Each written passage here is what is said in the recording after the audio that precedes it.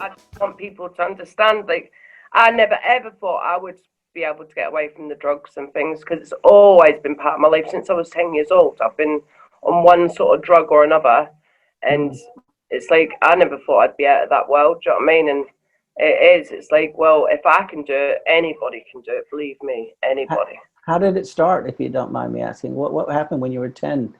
Well, stupidly, at school, you could take a name out of a cup and you would get sent for a cup of tea, playtime, and somebody else from a different classroom would do the same. So I ended up sitting outside the headmaster's office in a good way, having a cup of tea with this boy, and he told me how to use deodorant and a cloth and basically sniff it to get high. And being 10, I went straight home and tried it. And basically, I liked it because it took me out of reality for that few seconds. So instead of it just being a silly little thing that a kid done and it never happened again, it was like, oh, every time I see deodorant, I would just take it and I would sniff it with a bit of cloth. And that went on for years and years. And to the point I was really bad on it, really. Like I was sniffing like 10 bottles of deodorant a day, up to 12 sometimes. Anything I could find, I would try and sniff to just try and get at that reality. And I knew what I was trying to get away from the effects of like what my granddad used to touch me up and things like that. And it was basically trying to get away from that for a few seconds. And then when I was about 13, I started smoking weed, you know, just sort of kids all being around and people passing it. I was already smoking. I'd started smoking at 10. I was smoking even before the deodorant thing. And then going about in them sort of circles, smoking weed and things. About 14, I started taking speed. And that was a sort of another reality for longer. So it was, instead of it just being the sort of normal child's experiences, you sort of go and experiment and things, I took it to the next level of taking it to the point where I wasn't thinking straight. You could tell I was on something. My mum knew when I was about 14 because I was in the kitchen. My eyes were wide open about 4 o'clock in the morning. And she asked me, she said, "Are you on drugs?" And I was like, well, I can't deny it. My eyeballs were sticking out my head and my body was all doing weird popping because of the amount of drugs. And then I fell pregnant at 16.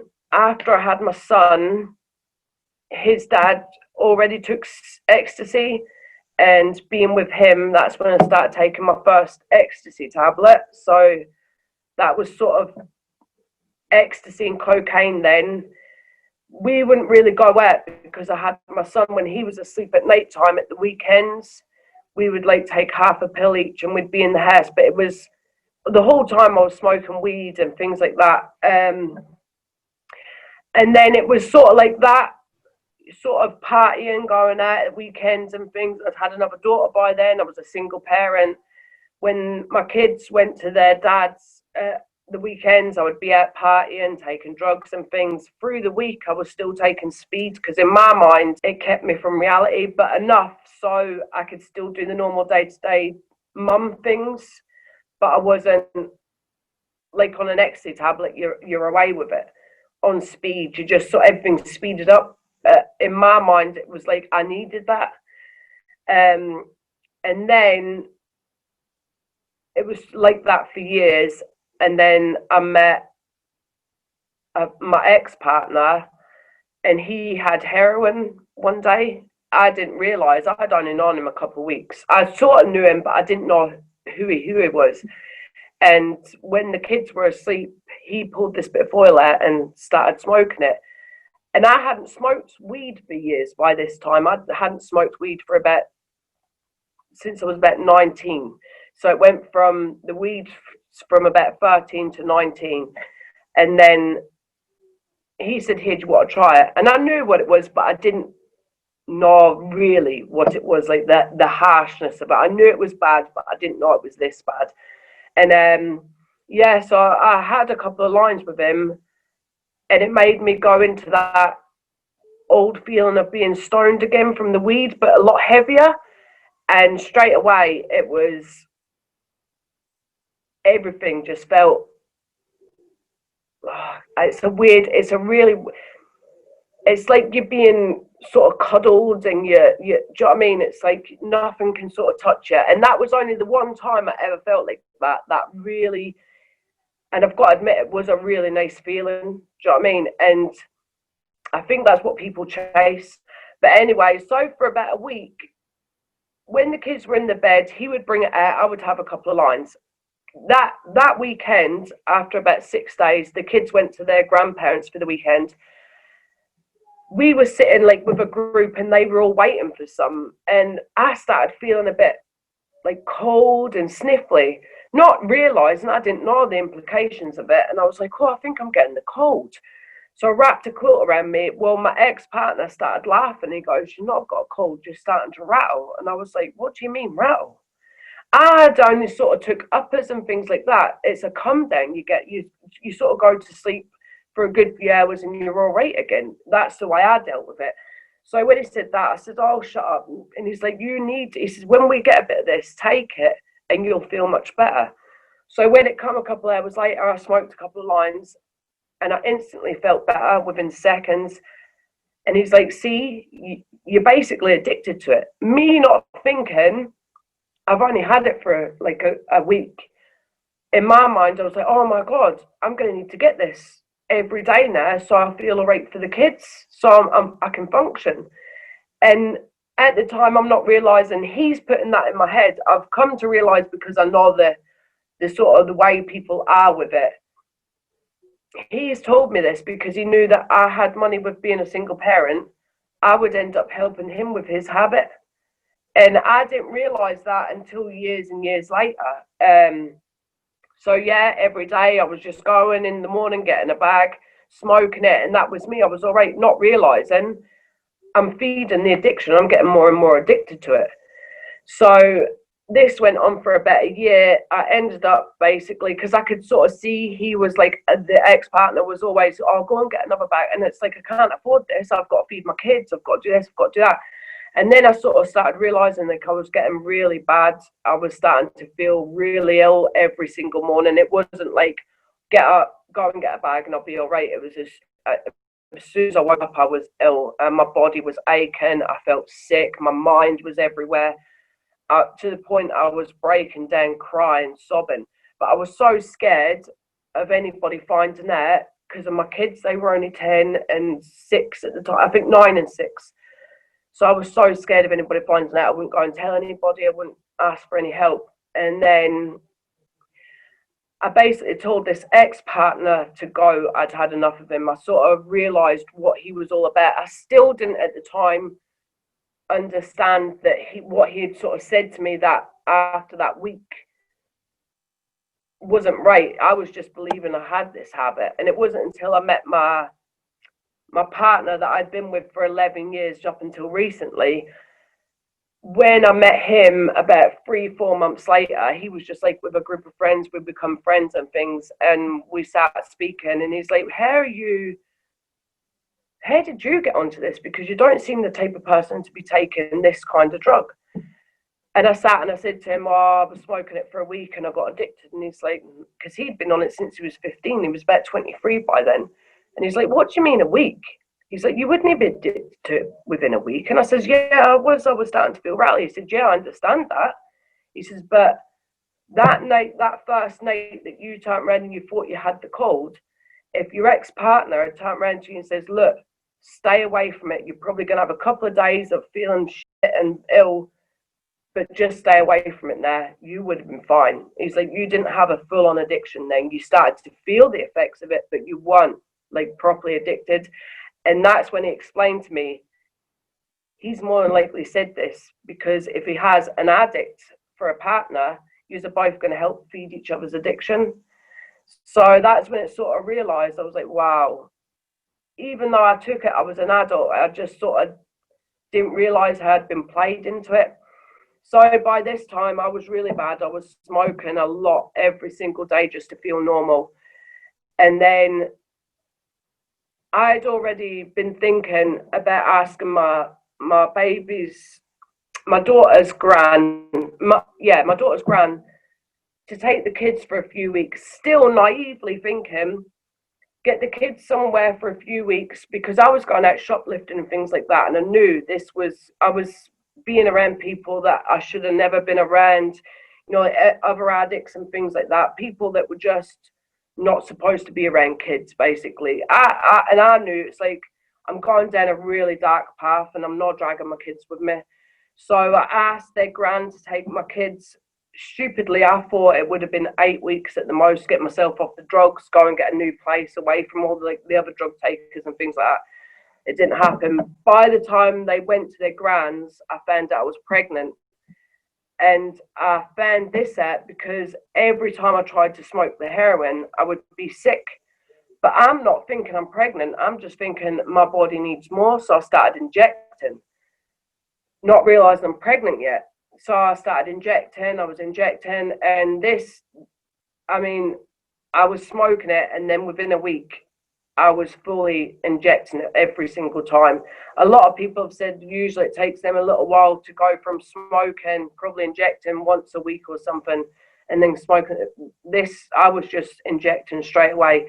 Even my ex-partner, who, like my baby's dad now, even he said he's not seen somebody go to the extent from smoking it to injecting it in such a quick instant, and how much I was injecting. No. This stage, I was just taking it to feel normal.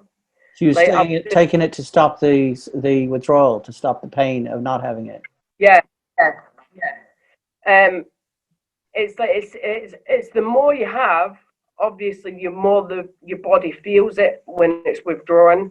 And at this point, before I started injecting it, I was smoking probably about £100 worth a day, like having a 20 bag here, a 20 bag there, going out shoplifting another 20. Do you know what I mean? It was just whatever money I could get my hands on. And this is why I wanted my kids to go somewhere safe as well, because they were getting fed, but they weren't getting like the snacks, the fruit and things like that. They were getting their breakfast, their lunch at school, and then their dinner at night time.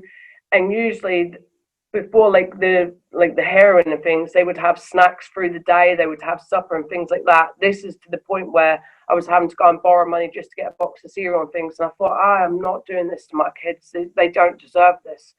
So I'd been injecting, and then it all sort of happened really quickly. I sort of realized after injecting for about a month that I was pregnant. I just sort of knew. It's like, and then that's when I was like, my God, I wasn't being sick when I was smoking it because it wasn't doing anything anymore. I was being sick because I was pregnant.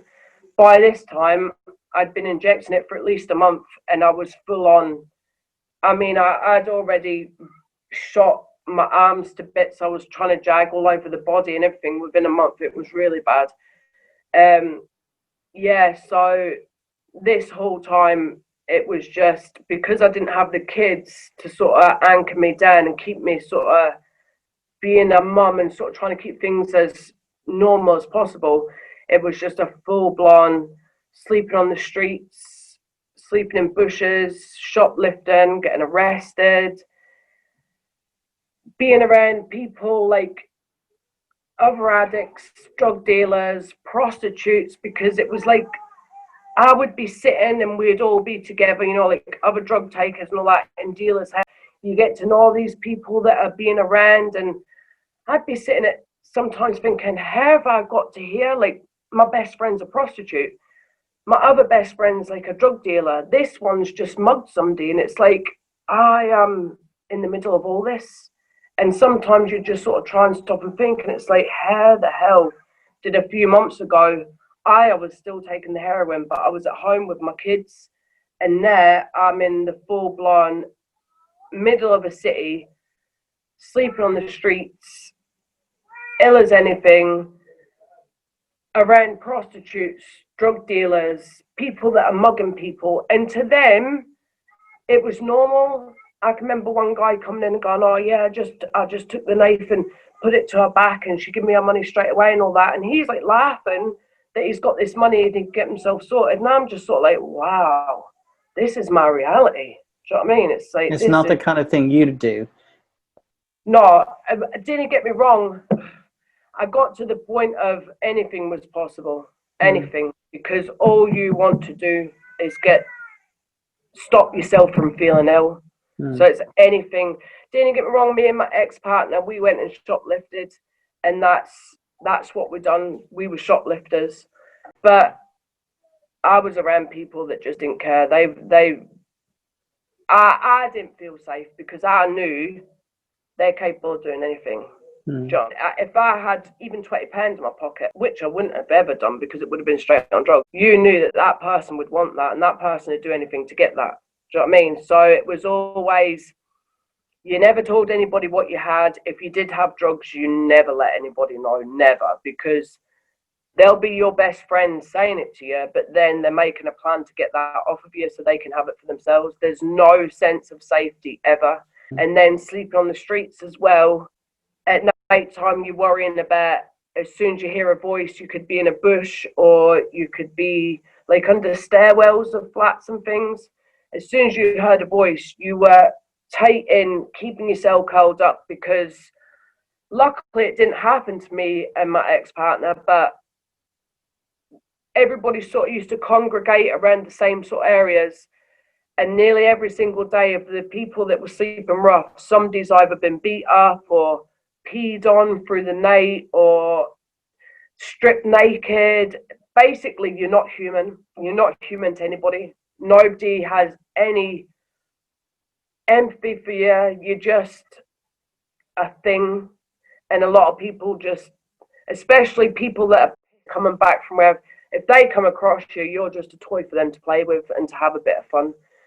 And I know girls that have basically been raped for it, been sleeping on the street, and because they're prostitutes, nobody would care, sort of thing, in their minds, because well, you sell that anyway, so how could somebody then come and take it from you? Yeah, it was a horrible nightmare. So how does it feel to be viewed as less than human? You know, how does it feel? Horrible. Honestly, I've always likened it to, if I sat beside a dog, that dog would get more empathy, respect, care from somebody walking by. I would just sort of be pushed out the dog's way so they could come and see if the dog's all right. And a lot of homeless people, that's not the reason, but it does help a lot of people have dogs because it's a bit of that comfort, a bit of company. But a lot of people will give money to somebody that's homeless if they have a dog because they feel sorry for the dog, not for the person. It's sort of like a bonus of having a pet, because, and don't get me wrong, I've done it myself before all this happened. If I've walked by somebody homeless on the street, I've went and give it to the person that's got the dog because I've wanted the dog to get fed. That mentality is so shocking, and I've felt it myself before all this happened. I've done it. I've given money to somebody that's got. Anytime I went by anybody homeless and I had loose change, I would walk by the person without the dog and I would go to the person that's got the dog. And it wasn't because of the person, it was because the dog was, you know what I mean? So you don't judge people because you know that you're capable of having those same kind of stigma. Yeah, well, before, it's like I've never seen anybody any better than me. I don't care how much money they've got, or anybody any less than me. And then to actually, I've always spoke to homeless people and all that before, like I was really bad on the drugs before I knew I was going to be in their position. I've always spoke to, went up, given, like I've seen people, and I've done it myself now, getting tobacco butts off the floor, and I've went up and here, I'll have a couple of roll-ups and things like that. And then to actually be in their position, it's like, wow, it's just, it's incredible. It really is. I mean, the people that are supposed to have all the, you know, like the sort of well-off people, they're the worst ones if you're sitting on the streets. I mean, they absolutely detest you. I mean, they will tell you, you absolute scum, get out of their way. Do you know what I mean? It's like, wow.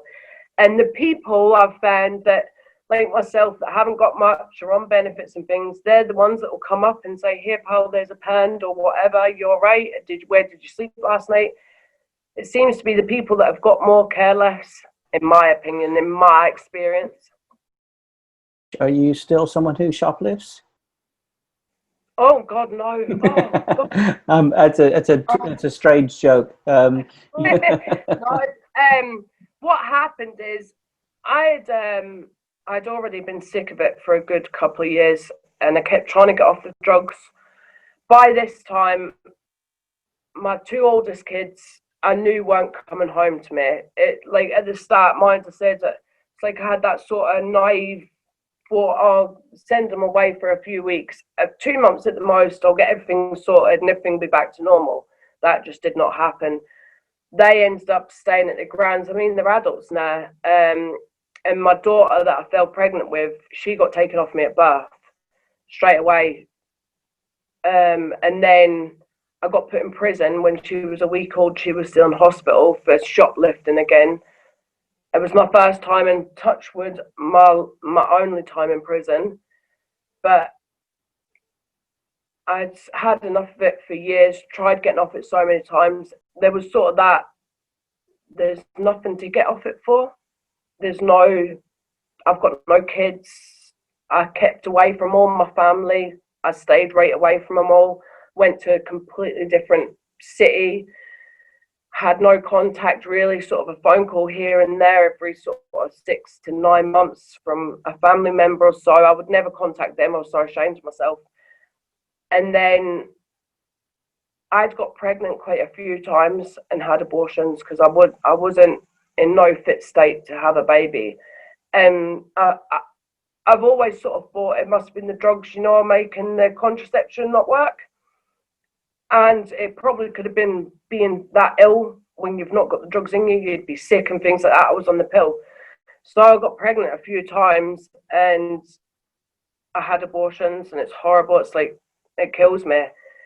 But I fell pregnant, and for some reason, there was something that clicked inside me. It's like, no, I can really do this. I want this. I want to be a mum again. I want to be a normal person.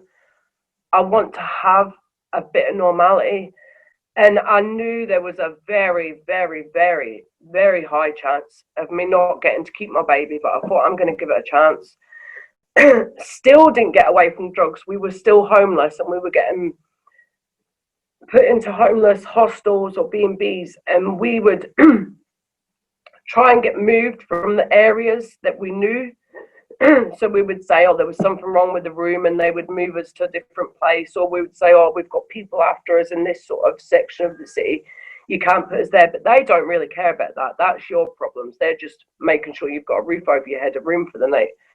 None of it worked. We kept getting pulled into it one way or another, either ourselves or meeting somebody, bumping into somebody. It was just always pulled back. So I was like, no. And I was about 7 months pregnant by this time. And in my heart, because by this time I was smoking crack and I was taking heroin, my baby's going to get taken away because I haven't done anything to not be on the drugs. Even though I wanted it, it's like I was still doing it. So what I was saying and what I was doing was two completely different things. And then I just had enough, and I phoned my dad and I told him that I need to get out of here. He come and picked me up. I was in Scotland at the time. He lived in England. He come and picked me up the very next day, brought me down to England. And since that day, September the 5th, I think it was, 2018, I've not touched a drug. I got my baby taken off me, though, at birth, and I had to fight for him. I had to prove that I was staying away from drugs. He was taken away till he was just over 6 months old. And in that meantime, we had to have hair strand tests to prove that the drugs were coming out of our system.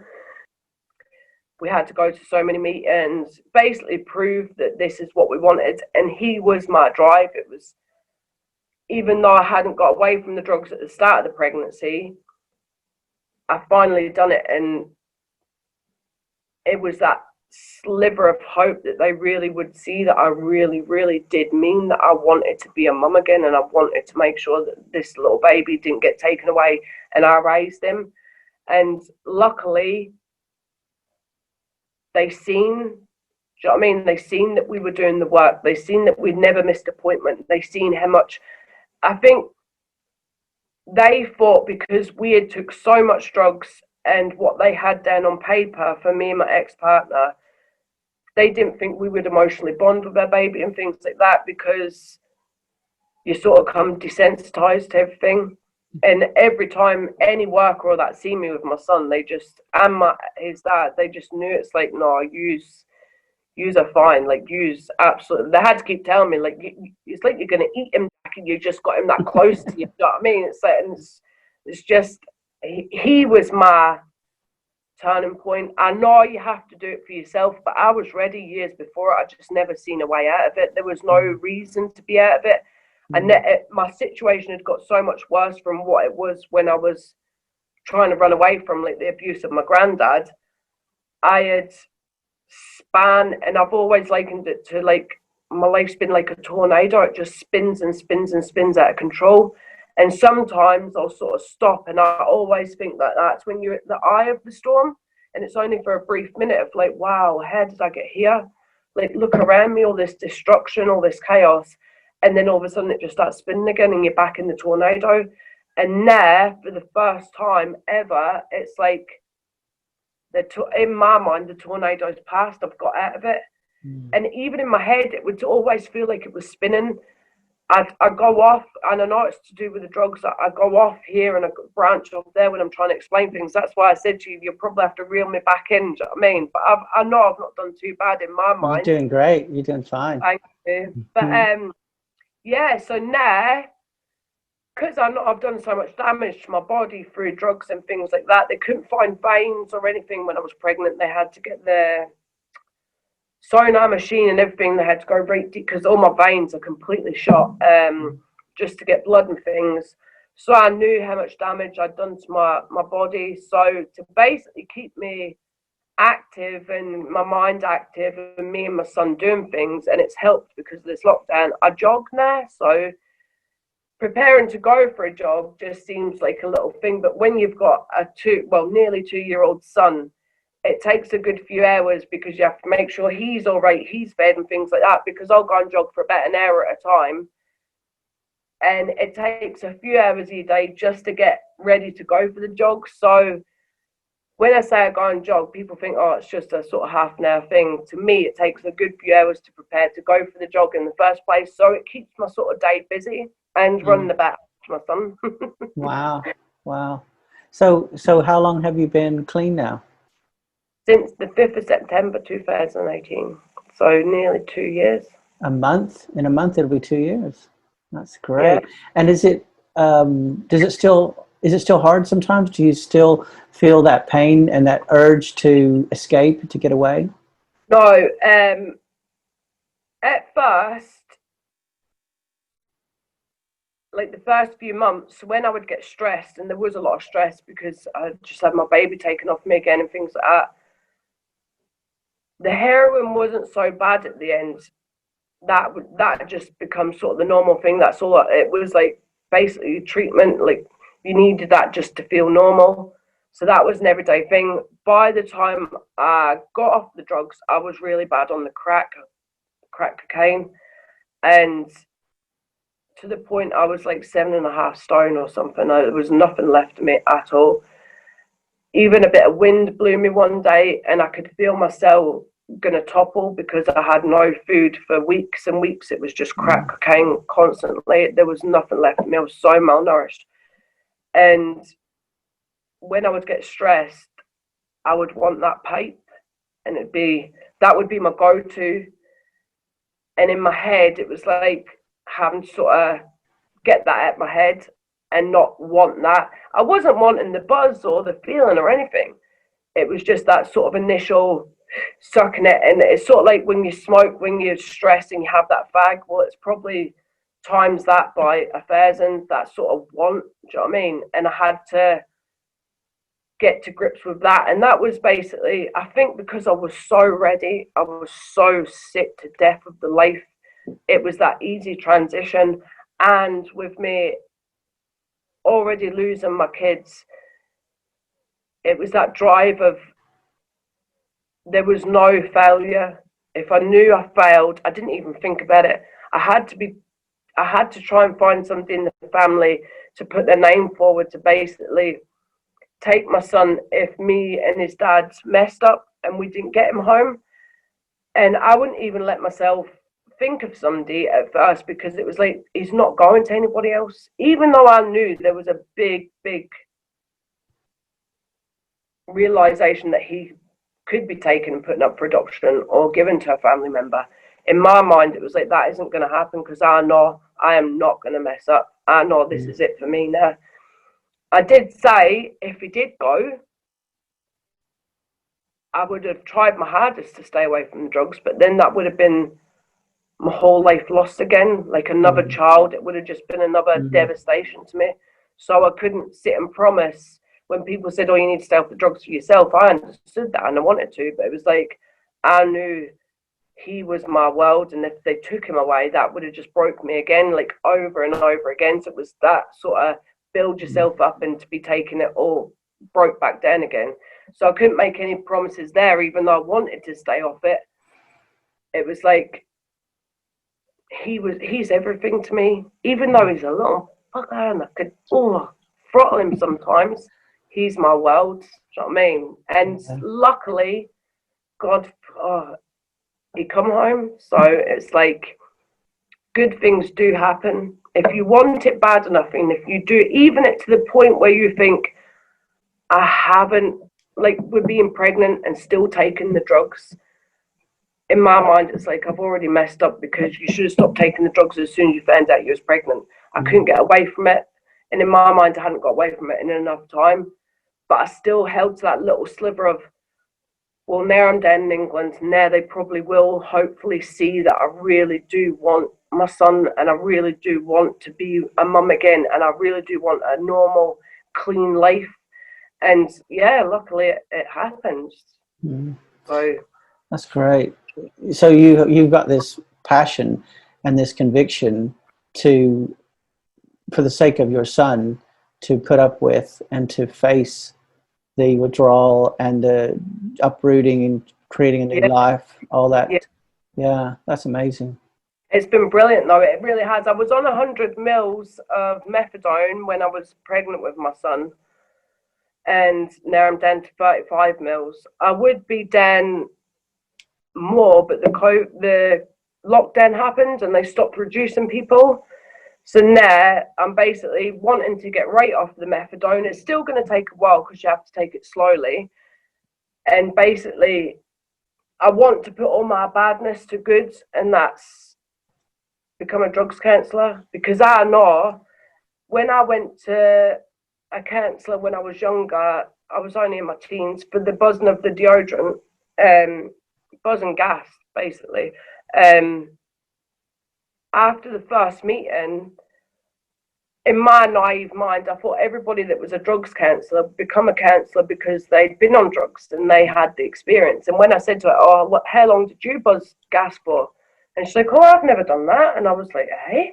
And I think I was about 12. And I said, what do you mean? And she's like, oh, I've never done that. And I think she could see my face sort of puzzled. And she's like, oh, but I understand. I know what you're going through. And I thought, you don't know. You don't understand. You don't. I don't even understand at that sort of time. I knew what I was running away from, but actually sitting and really understanding it, I still do. I mean, I only sort of got to grips with that. I'd always known what I was running away from, but actually confronting it in my own mind has only been since I moved down here, since September 2018. So I was put off straight away. It's like, you don't understand me. You don't know what I'm going through. So I never went back. And that, in a really weird way, has always sort of stuck with me. Not knowing that I was going to lead on to being an absolute blown-out drug addict and things like that. But it's like, it's always something I've held. And I know people relate to people if they've been through the same or similar situations. I know if I walked into a room and I had the choice of two counsellors, somebody that's been through the drug addiction themselves or somebody that's just learned about it, I'd go for the person that's been through it themselves, because they can relate. They'll understand when you say, oh, you know, when your body aches, or you know this feeling, or when you're feeling that, they will understand in a better way, if you know what I mean. Yeah. So what would you say to yourself if you could go back in time, being who you are now and knowing what you know now? Do you think you'd say anything to your 10-year-old self sitting outside the principal's office, outside the headmaster's office? Yeah. Oh, God. Do you know, I've never thought about that. I would say, obviously, not to do it. What do you think you needed back then, now that you've been through it all? Do you have any idea what you actually needed? The drugs numbed you from some pain. When you get abused, you think you're the one that's done the wrong, and you think you're going to be in trouble. And I still, even though I'm an adult and I know he was in the wrong, you still have that tinge of, well, I didn't tell anybody, so like it was my fault, it carried on and things like that. And you kept going back to there and things like that because he was a family member. I was around him all the time. But I would have turned around and said, you just need to tell somebody. You need to speak to an adult. You need to tell them. Do you know what I mean? And I really think if I had, didn't get me wrong, I had my mum and dad and things like that, but nobody obviously knew. I really think if I'd been able to speak to somebody or felt safe enough to speak to somebody, I really do think my life would have been a lot different. I probably would have done the normal sort of, I say normal, I don't want it to be normal for my son. I don't even like smoking in front of him. I'll go outside and smoke, but I hate him even seeing me smoking because it's like I don't want him thinking this is a normal choice. Yeah, I think I still would have probably experimented with drugs because that's what was sort of my creds I was going around in. But I really think I probably would have had more of a normal life if I'd been able to tell somebody about it, or basically if it never happened in the first place. But it did, so that wasn't my choice, that was his. And it's like sort of coming to the realization of it wasn't me that done that, that was him. Do you know what I mean? It's like I've had to, in my own mind, sort of realize as you get older, like it wasn't my fault. It was his choice. I was a child, he was an adult, and it's like trying to come to terms with that. I don't think you'll ever come to terms with it, but there was a lot better ways of dealing with it. Yeah, and we think that we feel ashamed when things happen to us, even though, like you say, it wasn't your choice and you didn't initiate it, you didn't want it to happen. But not only do we feel it's our fault, but we can often feel ashamed. And, it takes some help, you know. Have you had help from friends, or have you had help to grapple with that? When I was younger, I obviously didn't speak about it, nobody knew. And then when I told my family when I was about 20, I knew I didn't get believed by some of my brothers and things. I think they thought I was just wanting attention because I was still that young, silly way. But I think that sort of destroyed me as well. It's like, why wouldn't you believe me? So it was always that it was that shamed and like, I'm in the wrong again feeling. It's sort of what you feared anybody doing if you did come out with it, sort of thing. They believe me now, but it's like I'm not ashamed to tell anybody that I was abused, because before I was, but then when I sort of come to the realization that this wasn't my fault, do you know what I mean? I was just a child. So I can talk about it openly, and I can see a lot of people's sort of reactions. Like, say I'm sitting here, sort of see other people sort of, you know, like, oh, cringe a little bit, and it's like, oh, should you be saying that? And it's like, well, yeah, I haven't done anything wrong. I mean, why shouldn't I say that I got abused? It's so uncomfortable. It's so wrong that we all hate the idea of it. We just like we don't like seeing someone who's homeless because it upsets us to Yeah, know that that happens. We don't want to hear someone talk about yeah, something that terrible happening, and they yeah. may feel sad for you. They may feel uncomfortable themselves, and yeah, it's really it's one of the Boost up. toughest things. It's one of the toughest things for us as humans to face. Yeah, Even just hearing about it, not to yeah, mention it being yeah.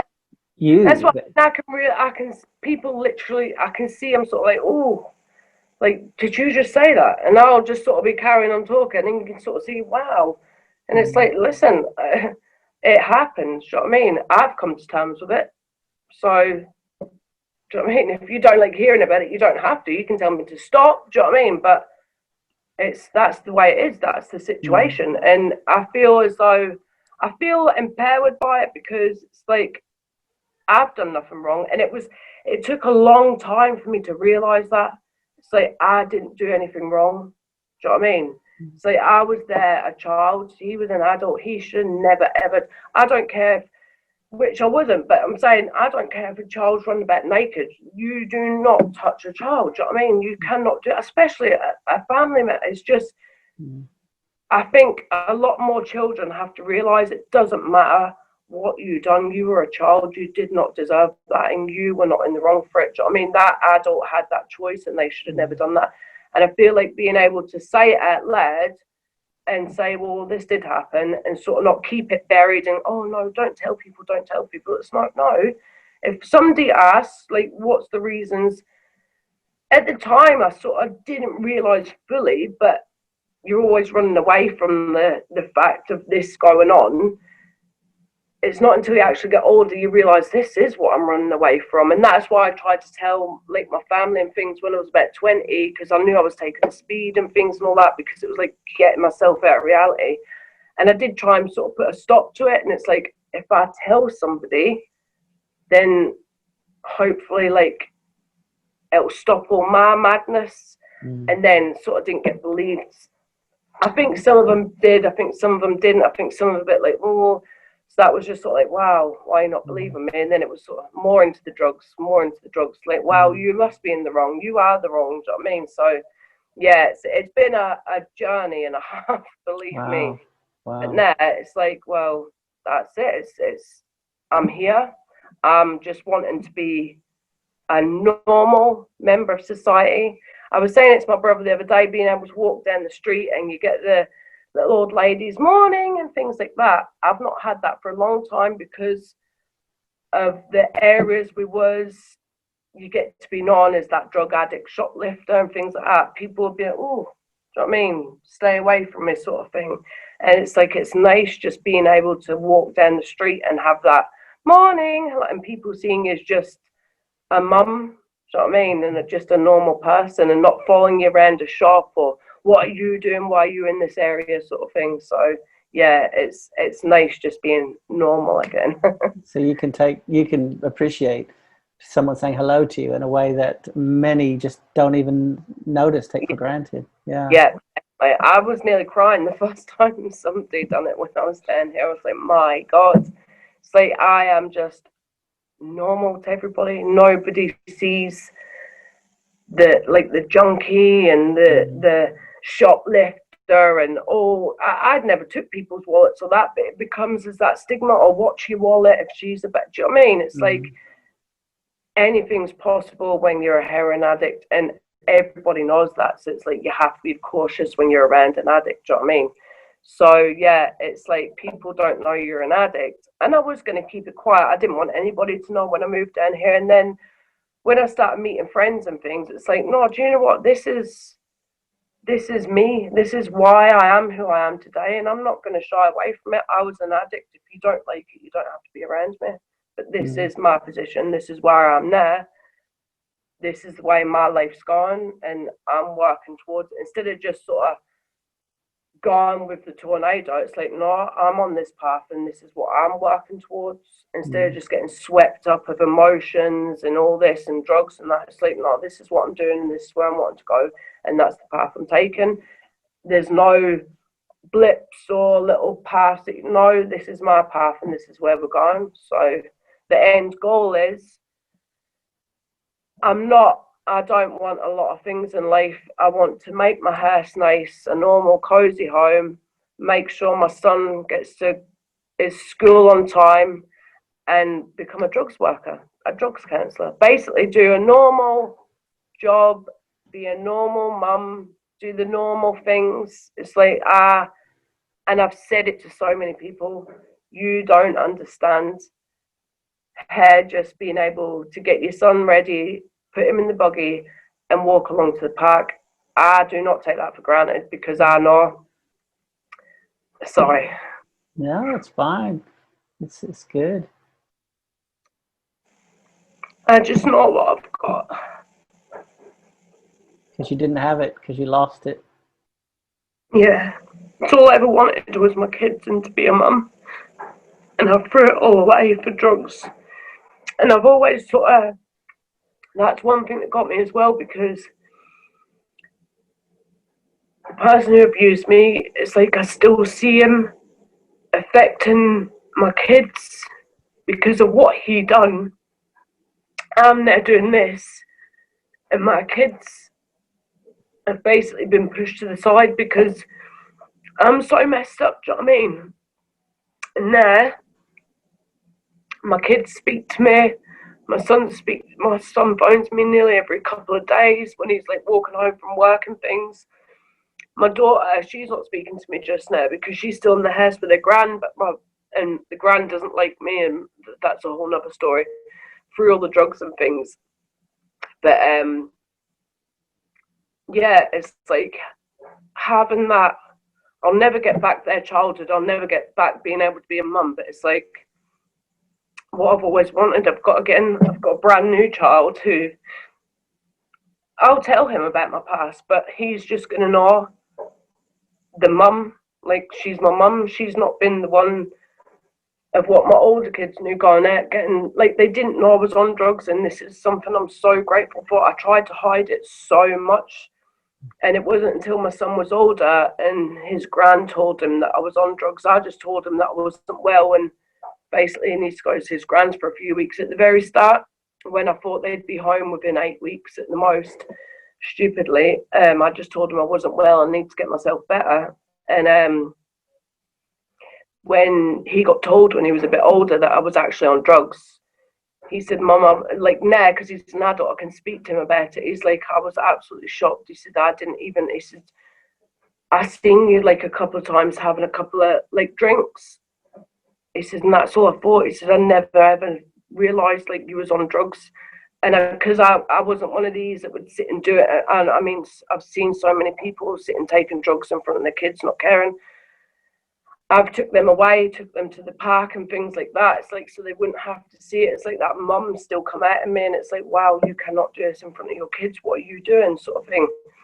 And yeah, it's like, I'm grateful that my kids didn't understand, but it kills me knowing that they still have that stigma of your mum's a junkie. Because my son got bullied at school, unbeknownst to me, because they were in a completely different area of Scotland from what I was at. Do you know what I mean? So I was thinking, I stay away from them, they won't be stigmatized.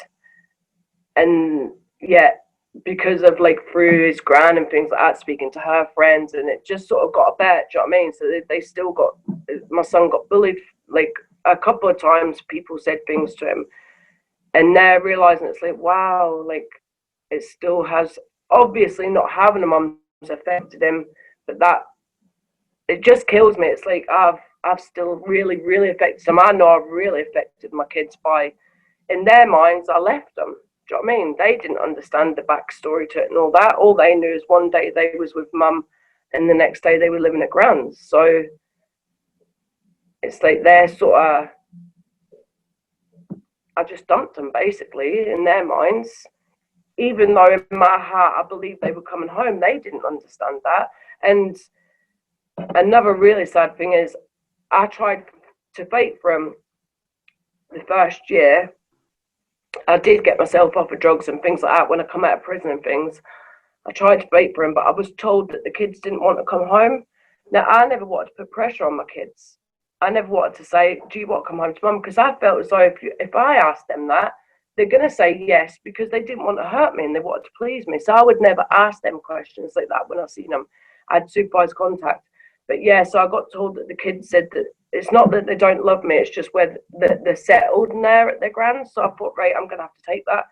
But unbeknownst to me, the kids got told that I didn't want them home. So all these years, I've been believing they didn't want to come home, and they've been believing I didn't want them. And it's only since I moved down here, now my son's an adult, and me and him have been talking about things. He's like, no, Mum, I got told you didn't want us to come home. He said, I would have been home to you in a shot.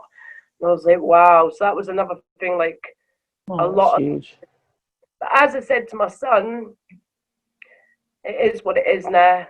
If I got you home, would have I been ready to come off the drugs? Would have meshed you up more? Do you know what I mean? It's like you've had a stable home. Do you know what I mean? Even though it's what I wanted, was I right for you to be a mum? Do you know what I mean? I don't think so. And I really believe that if I did get my kids back, I would have stayed away from the drugs, but you just never know. So it's the way I see it, it's all happened for a reason. Do you know what I mean? So yeah, and we can't change the past. So I think it's, for me, it's good to look back and to grapple with regret. But ultimately, at some point, I have to accept that I can't change the past. So I have to accept it. Yeah. Yeah. So has anybody helped you through this process? Anybody in particular, or have you done this all by yourself? No. CGL, Change, Grow, Live. My drugs workers have helped me. I've had a lot of support, and I can't say I haven't had support over the years as well, because I just know I wasn't ready for it. Down here, because of me being pregnant, I did have, my son was on a child in needs order for a year after he come home from foster care. So we've had like social workers, health visitors and things like that. Social workers and all that are out of our life now. We've done the year, so he's not on any order now. We're just a normal mum and son. And but I still have CGL. Through the COVID, like obviously it's a lot more phone contact and things, but I know the Zoom groups, which I've never had 1 minute to even do because it's just constant. That's my son. I meet up with one worker and a group of us every couple of weeks. We go and do a walk around the nature reserve. I do. This is what I say. I know I'm fully supported. I know I'm not needing the support in what others do. You know, like they could be having a hard time. That I'm in a really positive position just now. I know I've got my son. I'm off the drugs. I'm still on methadone, but that's just the way it is. That I'll get off of that eventually. But right now, my life's good. You've got purpose. You've got a focus and a reason to keep going forward. Your son today and the idea of being a drugs worker, in the future. Those two really good things to focus. Yeah. So there's something else I was going to ask you. Oh, your dad. Your dad's been a support to you, hasn't he? Yeah. My dad. He's not been very well though, so it's sort of like the tables are turned. I try and make sure he's all right, even though he's like, no, I'm the dad, I look after you, sort of thing. He's one of them very independent dads, even though you're like, no, you're half blind. Do you know what I mean? So you're able to look after him now, able to support him. Do it all. So, but yeah, my dad, he's a big support. He's like my best friend, my dad is. But I mean, he's even going on about moving to here because he lives in a little village, probably 20 odd miles away at least, and he doesn't drive because he's half blind. I don't drive. I haven't got a clue, probably never will. I've always just been relying on public transport. That does me. I know I'm safe. I'm not behind the wheel. So he's going on about moving to my town. So then I want him to. He wants to, so he can be more here for me and my son. But I'm sort of, I can look out for you. I can nip into your house every day and make sure you're all right. He doesn't understand that, but I'm like, So I do. I have a lot of support from my dad. A lot. That's great. Yeah. This is beautiful. It's such a lovely story, hearing how you are able to own what's happened to you and see things, you know, in such a healthy way. Yeah. And you got such a positivity that you can see the good, Yeah. even in such terrible tragedies. Yeah. You know, living in the bushes, my God, you know. Oh God. Yeah. I had somebody come and stand on me one day because they didn't realise we was there. Gosh. In an outhouse. There was a little old couple. I didn't, because we'd sort of sneaked in there when it was really dark. We didn't realise it was like their drying place, and it was outside. And we've just seen like a door and a little bit of a roof. So we was like, yes, get in there. And in the morning, I've woke up and somebody's like, and I'm like, ow! And this little old man jumped back and he's ran into the house. And I was like, oh, quick, get up. They're going to call the police. And he come back out of his wife and they just stood there laughing at us. Oh, look at you. And I was like, oh my God, like, thank God they weren't nasty, because they could have come and done anything to us. Anybody could. So yeah,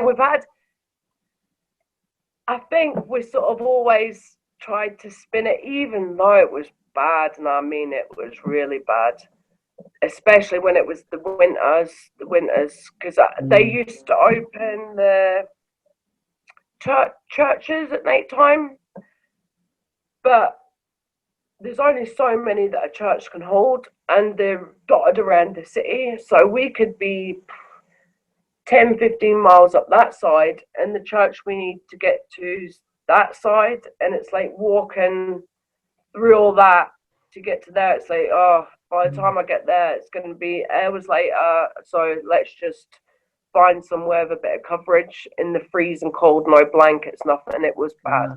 I was very surprised we didn't die just with the hypothermia. And a lot of the times we're ill as well, so you're already cold, you're sweating, so it's like you're already damp and things like that. So yeah, it was, whereas at the time I knew it was bad, but I was living through it, so you just sort of had to get on with it.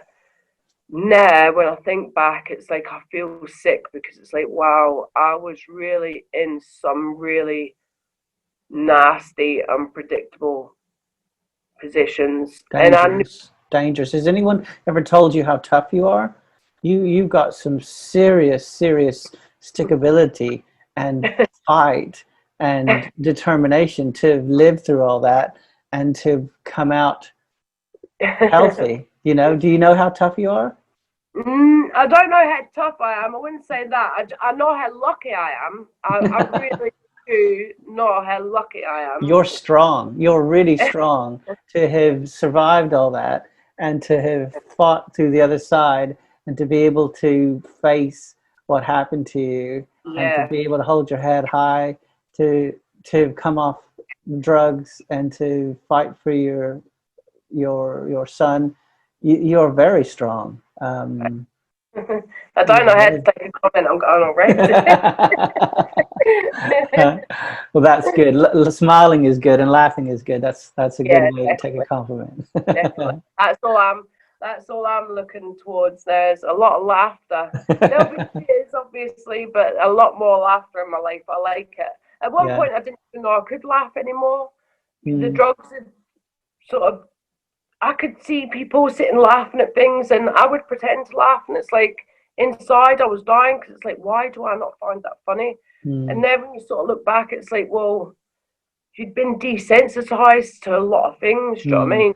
So it was hard to find even the most funniest things funny, and now it's like, even laughing, I think, wow, that's brilliant. I actually do that funny, and people will just sort of be like, it's not even that funny, Jack. And I'm like, yes, it is. You don't understand, that really is so funny to me, because I can laugh at it. I can feel that laughter. It's a crazy life of, there's so many emotions. And like I say, they were worried that we wouldn't be emotionally adaptive to our son. Yeah, because the drugs, they numb you, so you didn't feel you didn't see the funny side of things, and you couldn't laugh because when you numb yourself from the pain of the abuse, you're also numbing yourself from everything, and so they thought you were going to be numb and detached, unable to connect with your son. And luckily, oh God, I don't think there's any amount of drugs that could stop me being towards him. Honestly, he's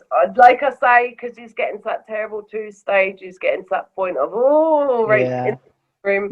But yeah, he's my. As I say, in my eyes, none of this would have been possible if it wasn't for him. And for some reason, even though I'd been pregnant before, I knew that it was I never ever thought I would have another child. Put it that way. It's like I would never do that to another child. And then for some reason, it was like, no, this is carry on. Be like, don't like basically have an abortion. This is right for some reason, even though I didn't know if it was going to all work out to the way I wanted it to. I didn't even have a plan. It was just a feeling of, no, you can do this. This is what's like, it's meant to happen, sort of thing. Do you know what I mean? And so yeah, so just all that was the journey from there. The new life, I call it my new life. Yeah, yeah. Well, thank you so much for sharing your story. Very welcome. It is beautiful what you've how you come to be. And I really want to hear about you pursuing being a drugs worker. I want to hear how that goes. Yeah. I'm actually going to get in touch with them because now the lockdown and all that's starting to ease a little bit. I want to find out sort of the channels where I sort of kickstart it all off. So yeah. Great. And you got some good friends in CGL that you can get some advice from. And get on with them really good. I do really. Yeah. Great. I know I don't need it, but if I ever did, I know they're at the end of the phone. One phone call, and I know they'll be around me in hours. Do you know what I mean? At the most. So yeah. Great. Well, thank you so much for your time. I really appreciate this has been so lovely.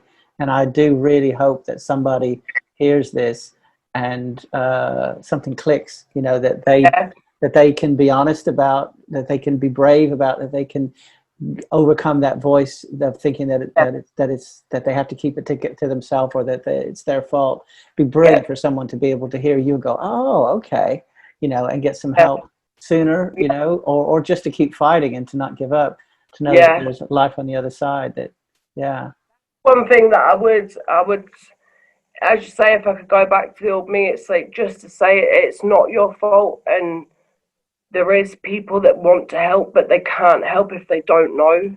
You need to. It's a very hard thing when you haven't told people. It's the actual first of telling somebody, and it's like getting that courage and that will, and it's like when you do, if you're telling the right people, the people are listening properly, it opens up the world of possibilities. Because as I said, I've always said to my children, I can't help you if I don't know.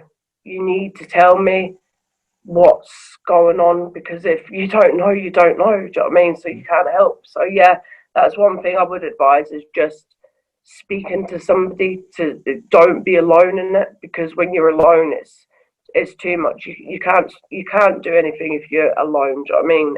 As you say, everybody needs friends. You need help. Do you know what I mean? So yeah, I would just try and tell somebody, whatever it is, just try and speak to somebody. Yeah. That's great. Thank you so much. Well, I will. What I'll do is I'll chop this up into little bits, and some of the little bits that are quite that stand on their own, we will put out separately. But then I'll have one big edit of the whole thing that will point back, so people can hear your whole story as you've shared it. And I'll send it all to you. Link so you can watch it. Make sure you're happy with it. Like you mentioned. You mentioned your own name, like someone was talking to you, so I can take that out. I knew. Think about whether you want your son's name to be taken out. I'll take his out if you didn't mind. And anything else, anything else that you that you are interested in. This is all for you. Like I think that when people are abused, they have no power. They have no control. And so I think it's really important for you to, if you're going to take a chance and you're going to be brave enough to share this, then I really want you to feel in control, that you're the one calling the shots, and you're the one who's got the final edit on what happens here. Because I so respect you for, you know, being willing to help other people, that I don't want you to have to suffer for it. You know what I mean? No, I don't. Yeah, I totally understand what you mean. No, yeah, thank you. That's appreciated. But yeah, Oh. yeah, no, you've been brilliant in the whole process. It's just nice to finally put a face to the voice and the face. So yeah, no, I do, Casey. Honestly, I do. I feel like, as you say, it's a yes or a no. If I don't want it to go out, I don't. Yeah, Do you know what I mean? yeah, So yeah, right. yeah, but absolutely happy as long as, I mean, as you say, even if it helps one person to sort of realise they're not alone and they can get help, then yeah. And Brilliant. it shouldn't be normal, but a lot of people do go through abuse, and Yeah. it's not alone in it. Do you know what I mean? No, If they can, so many people who are in addiction have been abused, yeah, sometimes sexually, sometimes other ways, but it's so common. yeah. It's not a fluke. There is a pattern there Oh, that I know. I mean, as soon as, sorry, I need to put the charger in. As soon as basically anybody says to me, I got that used to it, or how did you become a drug addict? And as soon as I say, oh, basically abuse, and they're like, all right, straight away, you yeah, don't even need to yeah, say anything they more. recognize it. Yeah, They know yeah, straight away. All right, I yeah, get you. I mean, yeah. so yeah, it's just, unfortunately it's that common. Do you know what I mean? Mm, But mm, hopefully somebody sees this, they'll know. As I say, there is another way of dealing with it, because it just makes it it from that one problem that you're running away from, I mm. create at least another 30 serious problems for myself: an addiction, losing my Yeah, kids, yeah, yeah, prison, homeless, everything you could think of I went through. So yeah, there's another yeah, way, that this definitely take that way. yeah. All right. Well, I'll let you charge your phone. Thank you so much for your So, time and thank you. everything. And